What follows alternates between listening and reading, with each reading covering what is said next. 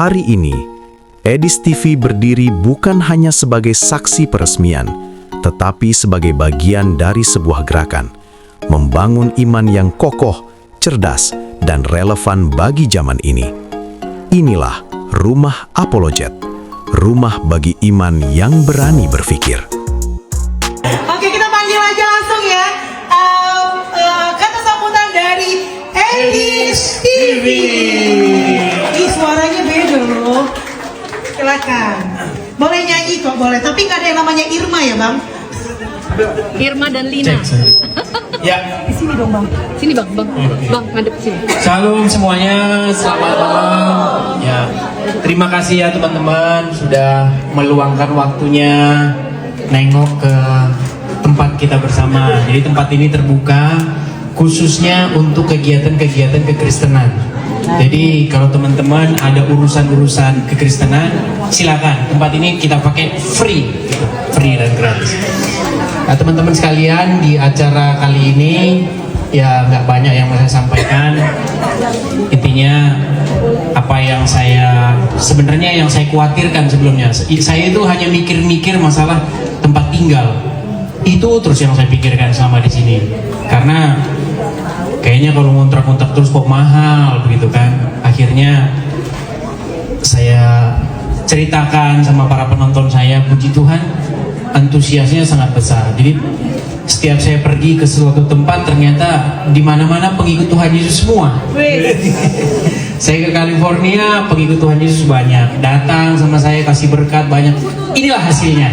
Jadi berkat yang teman-teman kasih ke saya, berkat yang teman-teman transfer, inilah barangnya, ini wujudnya ada. Gitu. Nyata. Nyata. Nggak kemana-mana ya, ada barangnya ini wujudnya, dan inilah yang kita rayakan seperti itu. Nah, mungkin untuk Nyanyi. cerita-cerita ya sedikit ya. Jadi gini teman-teman, sekarang ini kan zaman media sosial, zaman medsos. Nggak ada satupun di antara kita ini yang kerjanya nggak begini-begini HP, scroll HP. Semua, saya jamin ini semuanya kerjanya scroll HP. Nah, teman-teman sekalian, zaman medsos ini itu adalah zaman dimana informasi itu sangat cepat. Kalau dulu yang megang informasi itu kan cuma televisi, cuman berita, cuman siapa yang televisi pegang. Kalau sekarang setiap orang bisa mempengaruhi orang dengan media sosial. Cuman memang itu butuh proses ya. Kita termasuk influencer apa enggak? Kalau followers kita baru 5 orang juga, kita kalau ngomong nggak ada yang dengar kan? Gitu. Nah, teman-teman sekalian, media sosial ini, di media sosial itu banyak sekali yang namanya isu-isu diangkat ya, dari mulai isu politik, isu apa. Nah, kalau kita ini kan masalah isu faith kita, keimanan kita. Nah, teman-teman sekalian, jangan salah ya, anak-anak kita ya, saudara-saudara kita itu nonton perdebatan seperti itu, dan itu sangat mempengaruhi.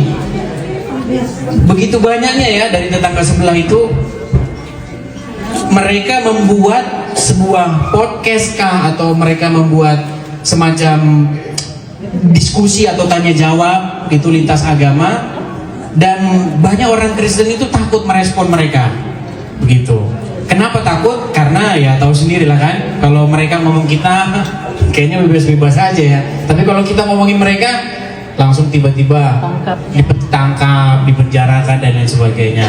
Nah, itulah yang saya lakukan teman-teman, penuh tantangan. Iya, makanya saya ya seperti inilah. Pergumulan tetap masih ada sampai sekarang ya. Apapun, kita semua punya pergumulan masing-masing. Tapi teman-teman, kita punya Tuhan yang dahsyat, kita punya Tuhan yang ajaib.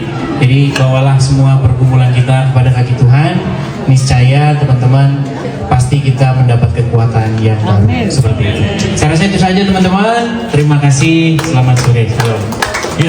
Mempertahankan iman Kristen di tengah dunia yang semakin jahat.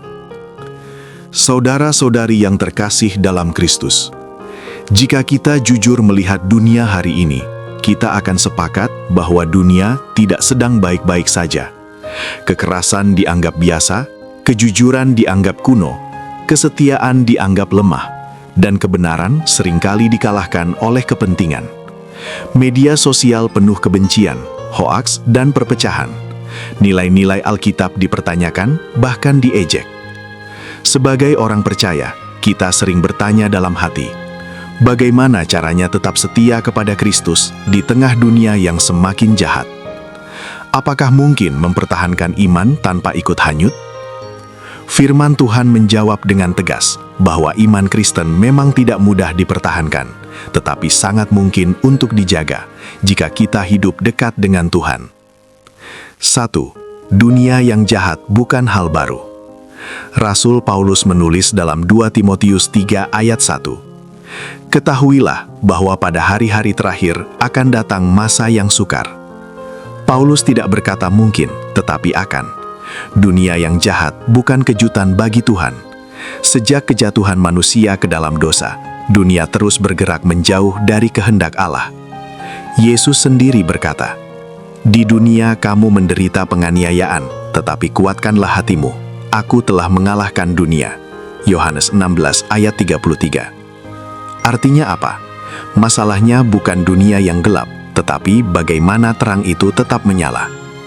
Orang Kristen tidak dipanggil untuk kabur dari dunia, tetapi untuk hidup berbeda di dalam dunia.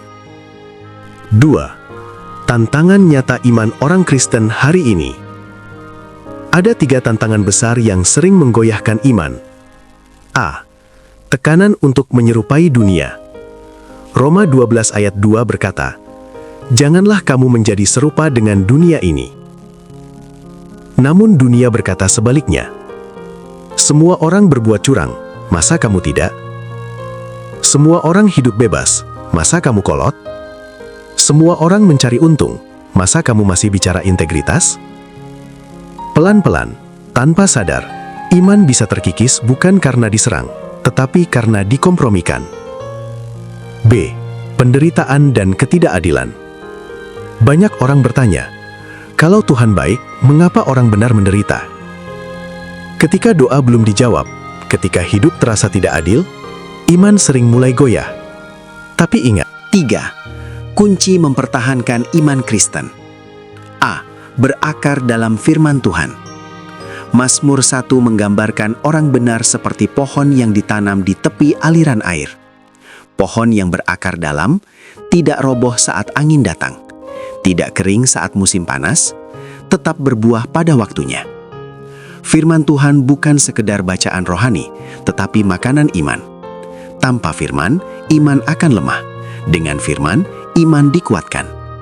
Pertanyaannya bukan, apakah kita punya Alkitab, tetapi apakah firman Tuhan hidup dalam kita? B. Hidup dalam doa dan ketergantungan pada Tuhan. Doa bukan pilihan tambahan, melainkan nafas orang percaya. Yesus sendiri, anak Allah, tetap berdoa, apalagi kita. Dalam doa, iman diperbaharui, kekuatan dipulihkan, dan arah hidup diluruskan. Dunia boleh semakin gelap, tetapi orang yang berdoa tidak akan kehilangan arah. C. Hidup dalam komunitas iman. Bara api yang dipisahkan dari kumpulannya akan cepat padam. Demikian juga iman yang dijalani sendirian. Ibrani 10 ayat 25 mengingatkan, janganlah kita menjauhkan diri dari pertemuan-pertemuan ibadah. Kita perlu saling menguatkan, saling menegur dalam kasih, saling mendoakan. Iman bertumbuh bukan hanya secara pribadi, tetapi juga secara bersama. 4. Menjadi terang bukan ikut gelap. Yesus berkata, "Kamu adalah terang dunia." Matius 5 ayat 14. Perhatikan, Yesus tidak berkata, "Kamu akan menjadi terang," tetapi "kamu adalah terang." Artinya identitas kita sudah jelas. Terang tidak perlu berteriak, cukup menyala. Iman yang konsisten, hidup yang jujur, kasih yang nyata, itulah kesaksian paling kuat di dunia yang jahat. Bukan dengan kebencian, bukan dengan kekerasan, tetapi dengan kasih dan kebenaran. 5. Pengharapan orang percaya. Dunia boleh semakin rusak, tetapi Tuhan tidak pernah kehilangan kendali. Iman Kristen bukan iman tanpa pengharapan. 1 Petrus 1 ayat 3 berkata, "Ia telah melahirkan kita kembali oleh kebangkitan Yesus Kristus kepada suatu hidup yang penuh pengharapan." Kita bertahan bukan karena kita kuat, tetapi karena Tuhan setia. Bukan karena dunia baik, tetapi karena Kristus sudah menang. Saudara-saudari, mempertahankan iman di tengah dunia yang semakin jahat memang tidak mudah. Akan ada tekanan, pencobaan, dan air mata. Tetapi Tuhan tidak pernah meminta kita berjalan sendirian. Pegang firman-Nya. Dekatlah dengannya dalam doa. Hiduplah dalam komunitas iman dan tetaplah menjadi terang.